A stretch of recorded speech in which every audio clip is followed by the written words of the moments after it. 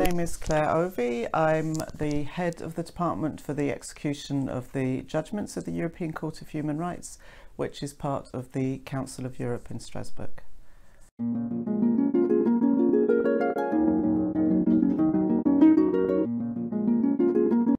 So we have, we've probably got about 60 people working in the department all in all, a mixture of lawyers and assistants.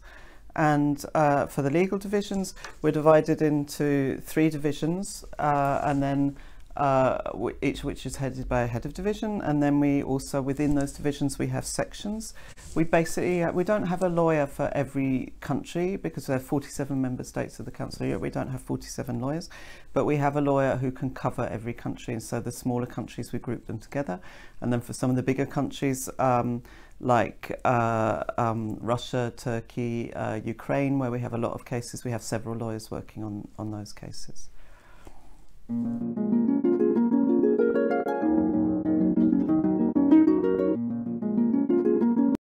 The first thing that happens when we get a judgment from the court finding a violation, we're only interested in judgments where the court has found a violation.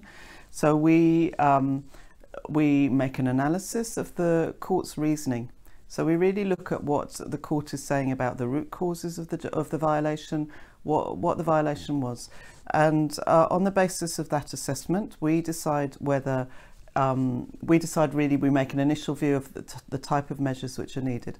And as you rightly point out, these can be individual measures or general measures. So individual measures are intended to put the actual individual applicant as far as possible back in the situation that he or she would have been in had the violation not occurred. So this could be, you know, if it's a person who's been separated from their children, it could be trying to reunite them with their children. If it's a case about an unfair trial, it could be giving them a fair trial. If it's a case about unlawful detention, it could be removing them from detention, releasing them. So we look at the individual measures. And we also look at the general measures. So the general measures are measures which are intended to stop repeat violations, stop this happening again for someone else.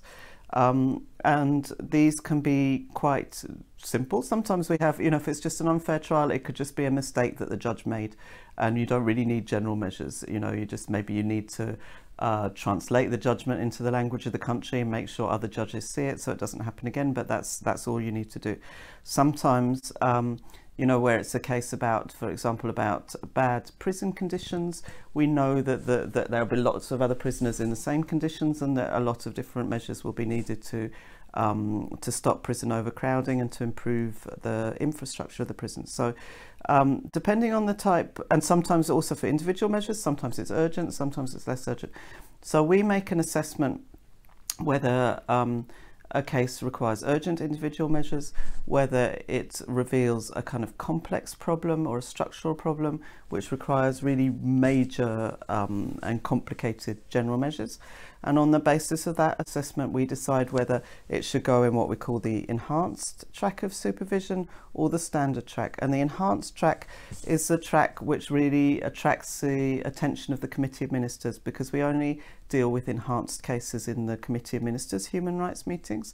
So the cases that are in standard, we, the Secretariat, just really deal with that bilaterally with the state concerned.